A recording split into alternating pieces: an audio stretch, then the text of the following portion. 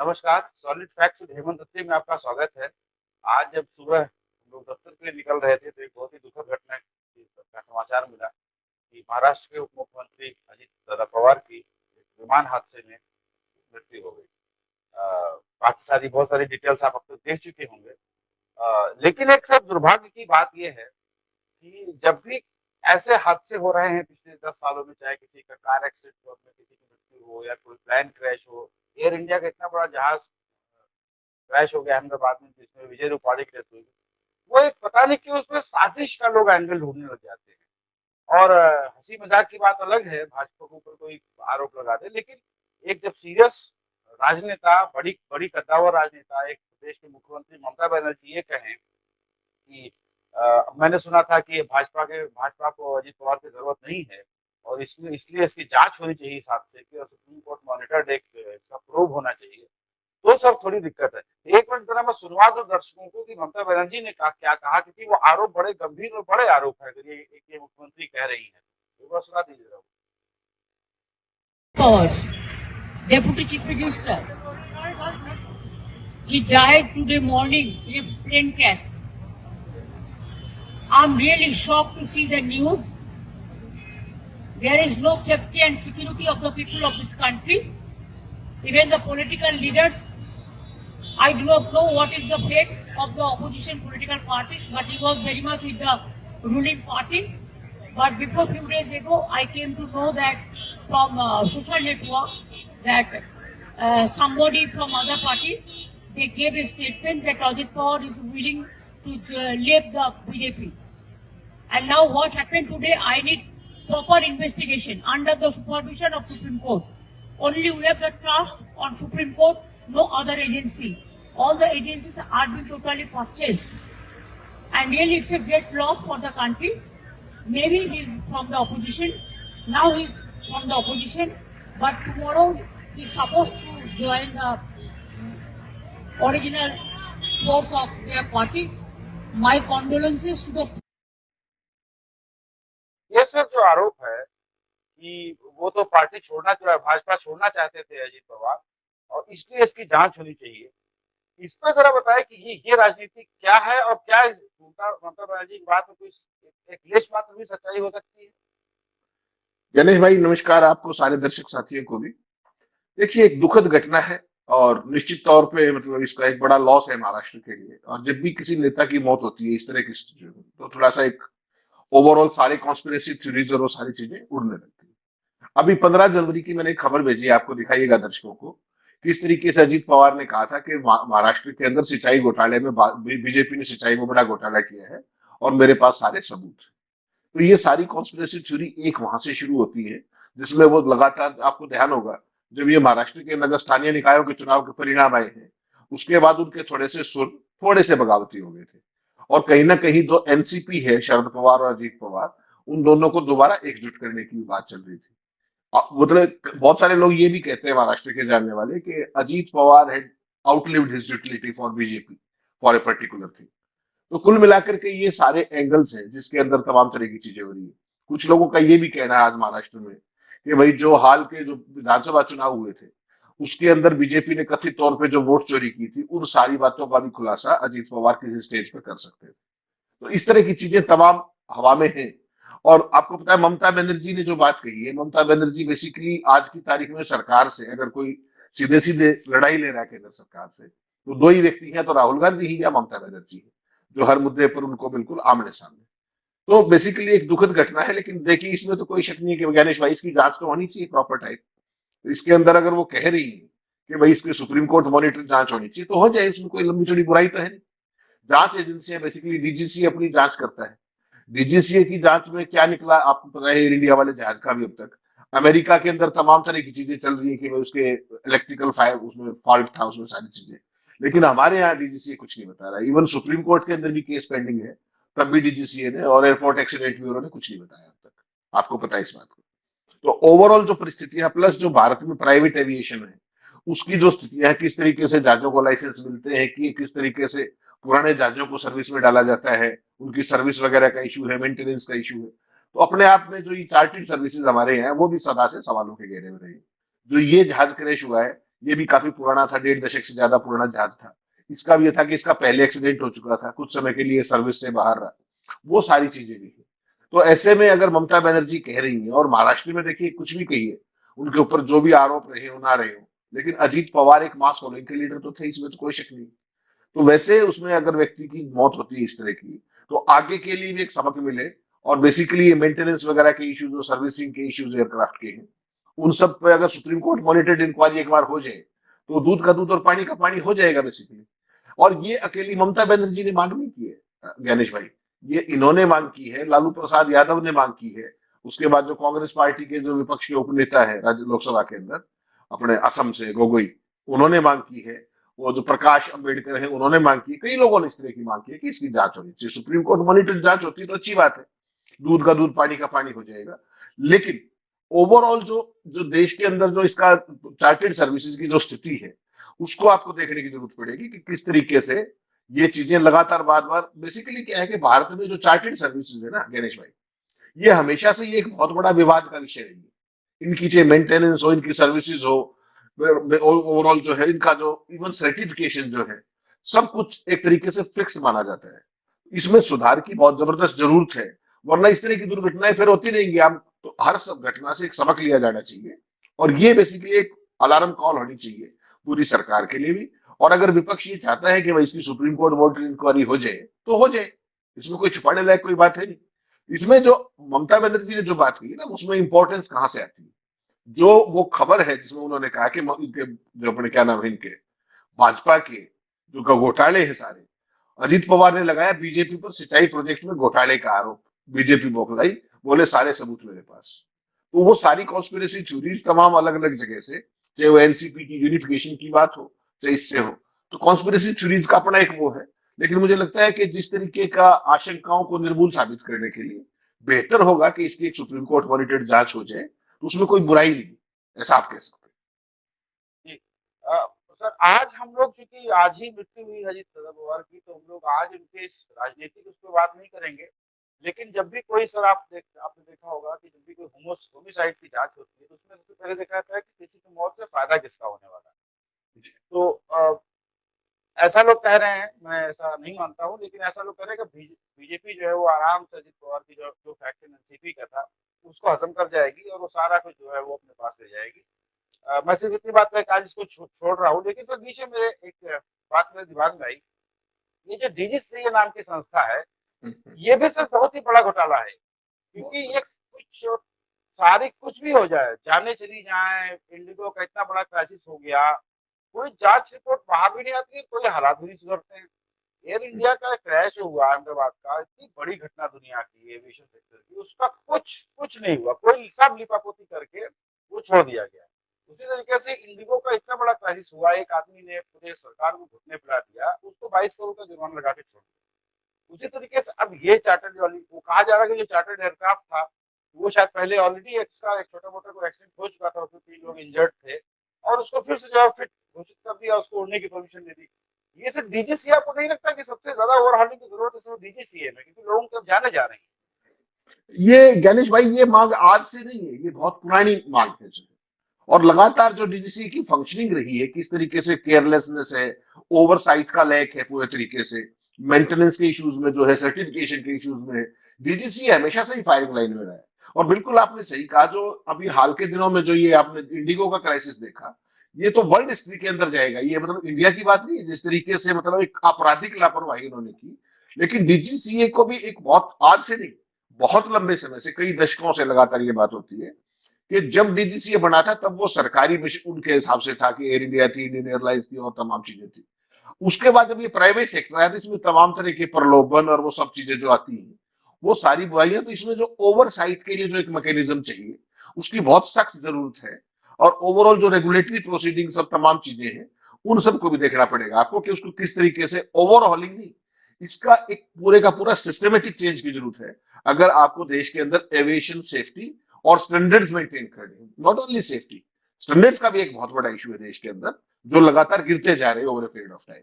तो इस पे बेसिकली है क्या कि अब चूंकि अपनी तो कोई एयर इंडिया चली गई उधर टाटा के पास, तो डीजीसी के पास रह क्या गया, रेगुलेटरी मैनेजमेंट जो उस तरीके का ही रह गया, सरकारी उसमें तो कुछ है नहीं। तो कम से कम उस पे तो फोकस कर ही सकते हो, अगर ज्यादा नहीं तो ये चीज सरकार को देखनी चाहिए कि it is causing a very bad name. अब जो कुछ वहां गुजरात के अंदर जब एयर इंडिया का इतना बड़ा जहाज गिरा, अमेरिका में उसकी चर्चा आपने देखा हुआ, 2 दिन पहले भी अमेरिका में चर्चा थी। हमारे यहाँ एक्सीडेंट जो ब्यूरो है, एयर एक्सीडेंट ब्यूरो, वो अपने शांति से बैठे हैं, जैसे उनको कोई जल्दी ही नहीं है, जबकि 1 साल का स्टिपुलेटेड टाइम होता है। तो किसी का कोई वो नहीं है। तो ये बेसिकली ये फ्री फॉर ऑल सिस्टम आने वाले दिनों में चलेगा नहीं। It will certainly cause a bad name to the country and the DGC at large also. ये भी बात मानने की पड़ेगी। तो सर एक्चुअली बात ममता बनर्जी से शुरू हुई थी, तो एक और डेवलपमेंट हुआ कि ममता बनर्जी जी वो क्या गई है दिल्ली, और कल वो लोग एक बड़ा धरना प्रदर्शन कर रहे हैं एसआईआर के अगेंस्ट, शायद चुनाव आयोग के कार्यालय के बाहर। ममता बनर्जी ने भी शायद वो नब्ज पकड़ ली है कि भाजपा को जितना डराओ भाजपा उतना डरती है। ईडी की रेड में ठीक से देख लिया कि अचानक से एक फ्लैश के रूप में होम मिनिस्ट्री के बाहर जो है वहां के सांसद प्रदर्शन करने लगे। होम मिनिस्ट्री के बाहर जो सिक्योरिटी गार्ड सबके हाथ पैर खुल गए कि ये क्या हो गया। वो मतलब उन्हें उम्मीद नहीं थी कि अमित शाह के दरवाजे पर कोई आकर के प्रदर्शन करने लग जाएगा। तो वो स्टाइल शायद ममता बनर्जी और टीएमसी ने सीख लिया है, और इसलिए चाहती है कि नहीं अब दिल्ली में घुस के घेरो। लेकिन सर मेरा सवाल दूसरा है, ऐसा कहा जा रहा है कि जो बंगाल में जो एसआईआर हुआ है उसमें सबसे जो चाक चौबंद जो ठीक कर लिया है अपना, वो ममता बनर्जी ठीक कर दिया, क्योंकि उनके पास सरकार है, उनकी सारी मशीनरी है, उनके पेरोज हैं, राज्य सरकार के कर्मचारी होते हैं, और वहां पे भाजपा परेशानी में। भाजपा बार बार कह रही है एसआईआर की डेट एक्सटेंड कीजिए, इसको प्रोमिस मत करिए, अभी बहुत लोग छूट गए हमारे। लेकिन ये जो दोहरी एग्रेसिवनेस है ममता बनर्जी की कि उस फ्रंट पे जो है कैंप लगा के सबके नाम भी ठीक करो, सबके नाम भी डलवाओ अपने वोटरों के, और दिल्ली में आकर के इनको घेरो भी नहीं एसआईआर बहुत गड़बड़ कर रहे हैं आप। ये स्थिति विरासत है ये सर ममता बनर्जी की इस एग्रेसिवनेस पे। नहीं नहीं गणेश भाई, वो बहुत प्रैक्टिकल अप्रोच लेके चल रही है भारतीय जनता पार्टी और चुनाव आयोग की जो मिलीभगत है, उसमें आपको कोई संशय बचा है क्या? देश में किसी को संशय नहीं बचा। आप ये बताइए मुझे, बंगाल के अंदर एसआईआर हो रहा है और माइक्रो ऑब्जर्वर सैकड़ों की संख्या में आप दूसरे राज्यों से कैसे ला सकते हैं? बताइएगा मुझे जरा। कोई लॉजिक, कोई प्रेसिडेंस किसी भी तरीके का? इन्होंने बिल्कुल अंधेरगर्दी मचा रखी है। अभी माइक्रो ऑब्जर्वर्स को दूसरे राज्यों से ला करके सैकड़ों की संख्या में, और उनके लॉगिन क्रिएट किए जा रहे हैं वेस्ट बंगाल के अंदर। आप क्या मतलब समझते हैं इसका? क्या ये मतलब साधारण चीज लगती है आपको? ऐसे ही ममता बनर्जी ने हर मुद्दे पर, हर पॉइंट पर, तमाम तरह की प्राइवेट जगह के ऊपर बूथ बनाएंगे, ये बनाएंगे, हर मुद्दे पर चुनाव आयोग को चिट्ठी लिखी। मतलब आधा दर्जन चिट्ठियां वो लिख चुकी है सीधी गणेश गुप्ता को। आज तक कोई जवाब सुना आपने कि गणेश गुप्ता ने कोई जवाब दिया हो? अब मतलब हर चीज पे ममता को घेरने के लिए माइक्रो ऑब्जर्वर ले आओ बाहर से, ईआरओ ले आओ बाहर से, ये ले आओ। ये किसी और राज्य में क्यों, भाजपा शासित राज्य में क्यों नहीं हो रहा? वहां सब कुछ स्मूथ है क्या? तो ये बेसिकली ज्ञानेश गुप्ता भारतीय जनता पार्टी का काउंटर खोल के बैठे हैं वहां पर। अशोका रोड पे जो निर्वाचन सदन था ना, वो मेरे और आपके टाइम में था निर्वाचन सदन, अब वो बीजेपी का एक्सटेंशन काउंटर है। इसको आप इस रूप में देख सकते हैं। तो उन्होंने बिल्कुल लोकलाज छोड़ दी है। मोदी जी को गुरु धारण कर लिया उन्होंने, एक शब्द नहीं बोलते कभी भी। अरे भैया, इतनी बड़ी एक्साइज हो रही है देश के अंदर, आप सवालों के जवाब दीजिए। एक चुनी हुई मुख्यमंत्री आपको जवाब मांग रही है, आपने आज तक उनको रिस्पॉन्ड नहीं किया। उनके 10 एमपी आपके दफ्तर में गए, आप उनको कथित तौर पर उंगलियां दिखा के बात कर रहे हो। अभिषेक बनर्जी को उसको चेक करना पड़ा कि आप इस संवैधानिक पद पर हो और हम चुने हुए प्रतिनिधि, आप हमसे ऐसे बात नहीं कर सकते। उंगली करके बात कर रहे थे। आप ये बताइए मुझे कि एक संवैधानिक संस्था पे बैठा हुआ कोई व्यक्ति, चुनाव आयोग, आपने भी लंबे समय से पुराने आदमी हैं आप, कभी किसी चुनाव आयुक्त को आपने इतना विवादों में देखा है कभी? तो ये क्या कारण है कि क्योंकि ये आदमी एक मोटिव के साथ काम कर रहा है। और आप देख लीजिए बिहार के चुनाव में परिणाम क्या है वो छोड़ दीजिए, वो डेटा मैनिपुलेशन से जो कुछ किया गया, वोटर लिस्ट में जो किया गया। कभी आपने सार्वजनिक राजनीतिक सभाओं में कभी किसी चुनाव आयुक्त के नारे लगते दिखे? यहाँ पर तो सबके नारे लगे, जनता ने लगाए, तीनों चुनाव आयुक्तों के लगे। काम सारा ज्ञानेश गुप्ता कर रहा है, नारे तीनों के लग रहे हैं। तो ममता बनर्जी को इस पूरी परिस्थिति की समझ है। तो तृणमूल का साफ मानना है कि जो ये अब तक हुआ है अपने वेस्ट बंगाल के अंदर एसआईआर, इसमें 110 के आसपास लोगों की मौत हो चुकी है।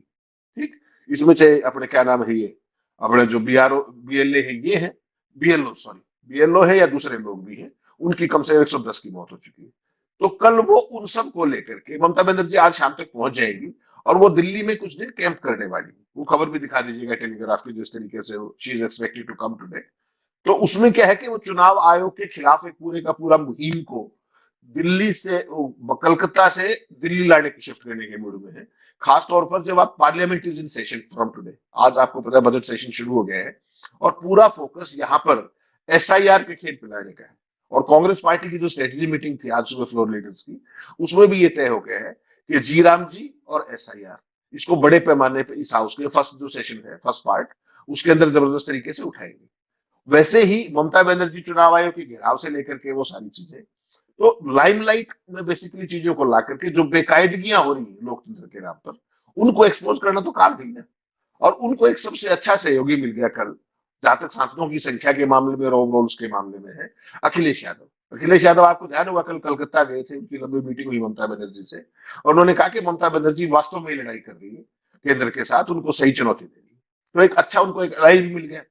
ट्रेडिशनल अलाइज है वो दोनों के दोनों, नेचुरल अलाई भी है एक तरीके से आप कह सकते हैं।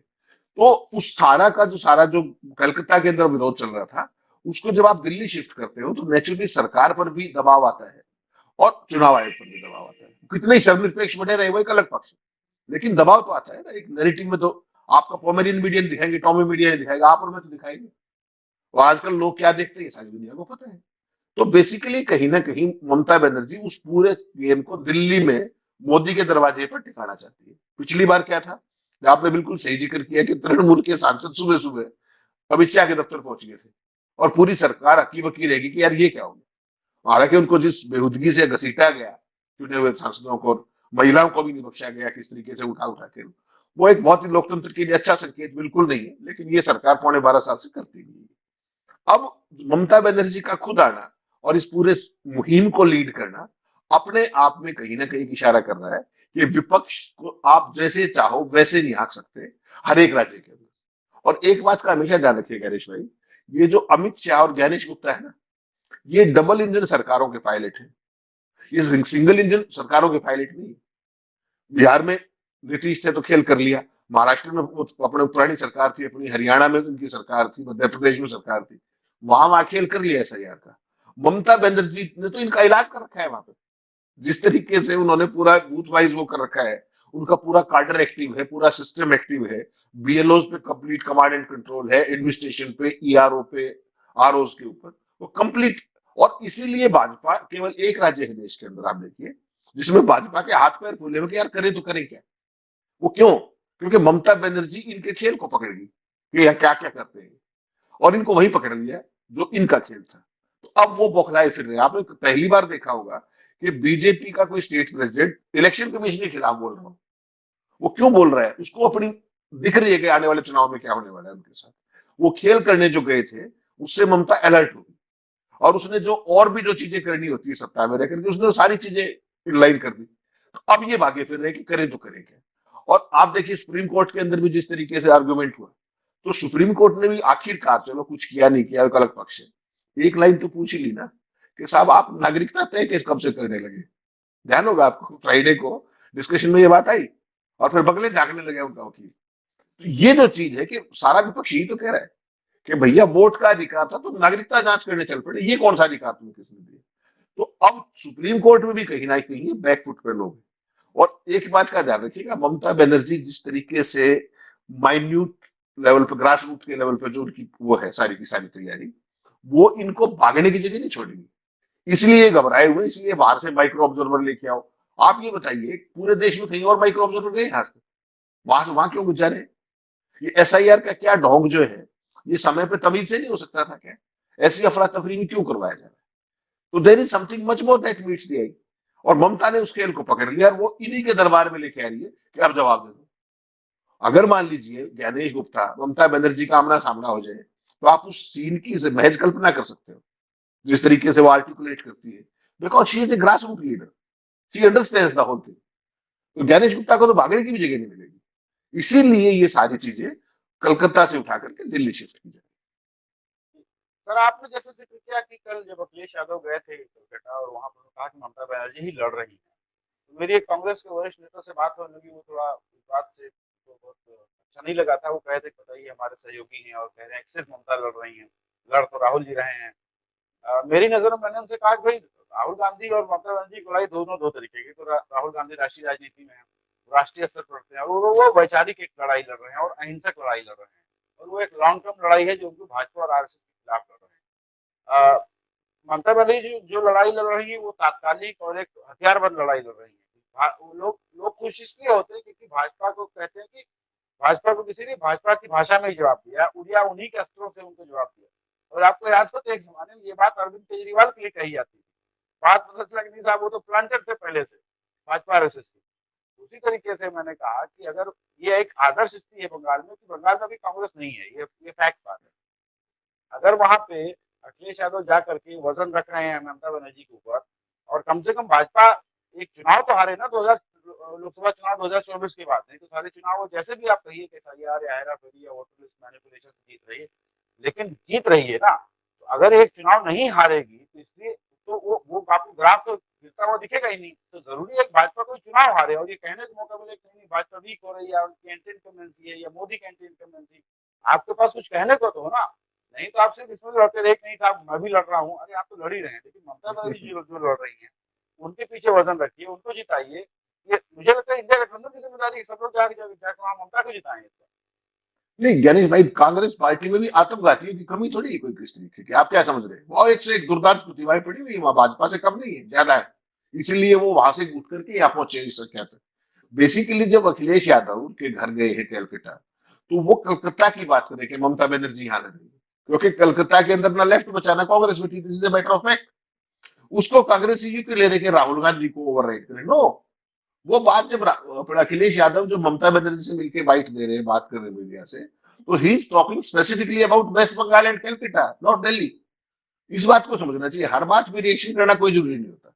और आपने बिल्कुल सही कहा, जब आप एक डिस्पेंसेशन इंडिया अलायंस के नाम से आपका है और उसमें ममता बनर्जी भी है, सारे लोग भी हैं, तो उसमें जहां पर आपके छोटे इंटरेस्ट हैं उनको छोड़ करके लार्जर पिक्चर पे आपको काम करना चाहिए। बिल्कुल सही आपने कहा, लेकिन त्रासदी तो यही है ना कि मेरे तो पल्ले कुछ नहीं है, लेकिन मैं आपके खिलाफ नारे लगाऊंगा।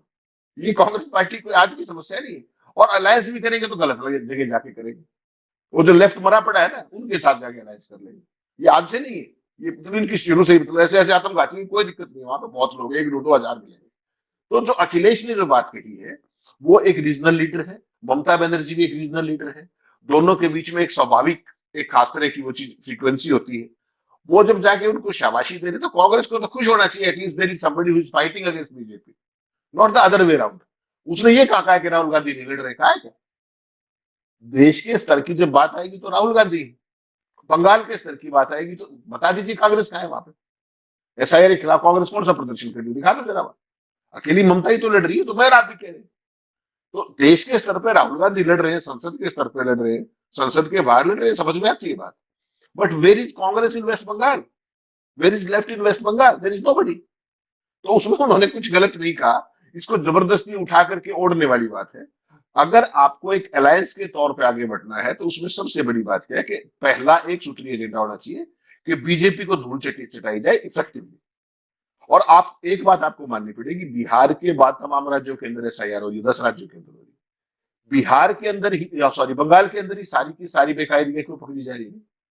क्योंकि उनका हर चीज की नब्ज पे हाथ है। ममता को समझ है, अखिलेश को उतना वो नहीं कर पाए वैसे। जो उत्तर प्रदेश में जो ममता बनर्जी वहां बंगाल में कर रही है, अखिलेश नहीं कर पा रहे, सच बात है। बिहार में आपने वोट चोरी की यात्रा निकाल ली, सब कुछ कर लिया, फिर भी वोट चोरी की ना, तो क्या कर लिया आरजेडी? तो बताइए, आरजेडी मेन पार्टी थी, कर दिया ना उसका इलाज 5 साल के लिए। तो ये चीज देखनी पड़ेगी कि आपको भी ममता से बहुत कुछ सीखना चाहिए, चाहे कांग्रेस पार्टी हो चाहे कोई भी हो, कि सत्ता में हो तो कैसे लड़े और विपक्ष में हो तो कैसे लड़े। उन दोनों की स्ट्रेटेजी अलग अलग होती है। केवल ये कह देना कि अखिलेश ने वहां ये कह दिया, अच्छा वो क्या कहते हैं अखिलेश जाके, यानी ममता नहीं लड़ रही, व्हाट डू यू मीन? तो थोड़ा सा प्रैक्टिकल चीजों को प्रैग्मेटिक तरीके से समझना चाहिए कि देश किस तरफ जा रहा है, भाजपा का पूरा खेल क्या है। आप बिल्कुल सही जो बात है वो ये है कि भारतीय जनता पार्टी ने जो 2024 का मैंडेट आया, जिसमें बीजेपी को 244 वोट मिले, सीट मिली, उसके बाद उन्होंने ये तय कर लिया कि हमें चाहे जैसे मर्जी हो, अब कोई चुनाव छोड़ना नहीं है। ठीक, एसआईआर उसी का आउटकम है। तो इसको लेकर के अगर जब तक सारा विपक्ष एक फ्रीक्वेंसी पे नहीं लड़ेगा, ममता से तो बल्कि जाके समझना चाहिए कि क्या क्या खेल कर रहे हैं वहां पे, ताकि बाकी राज्यों में जाके पकड़ सको उसको आप, चाहे वो बीजेपी शासित हो चाहे कांग्रेस शासित हो, उनको पकड़ो, उस पर काम करो। ये तो राजस्थान को भी नहीं छोड़ रहे, हर जगह कर रहे हैं। तो उसमें अखिलेश की खिलाफत करने की बजाय, तृणमूल की खिलाफत करने की बजाय उनका सहयोग करो और मिलकर आगे बढ़ो, अगर आपको भाजपा से बचना है तो। वरना नंबर सब काटना है और आ चुका है, इतनी सी बात। स्वराज के लिए इतना ही। और ममता बनर्जी ने जो आवाज उठाई है वो भले ही राजनीति से प्रेरित हो, लेकिन हम ये चाहेंगे कि अगर किसी ने ये आवाज उठाई है या अजीत प्रताप पवार की मौत पर किसी को शक है, तो वो उसकी जांच जरूर होनी चाहिए, और एक निष्पक्ष जांच जल्दी होनी चाहिए, और वो कंक्लूड होना चाहिए कि ठीक है। और उससे कुछ बेहतर होना चाहिए। हमारे पास, हमारे यहाँ के बहुत बड़े बड़े राजनेता ऐसे प्लेन क्रैश, हेलीकॉप्टर क्रैश में मर गए हैं, उसमें भी रोक लगनी चाहिए। इसलिए जांच जरूरी है। उससे जरूरी नहीं कि कोई साजिश निकलेगी, उससे और सुधार होने की संभावना है। इसी बात के साथ सर, हमसे बात करने के लिए बहुत बहुत धन्यवाद, और दर्शकों का भी बहुत बहुत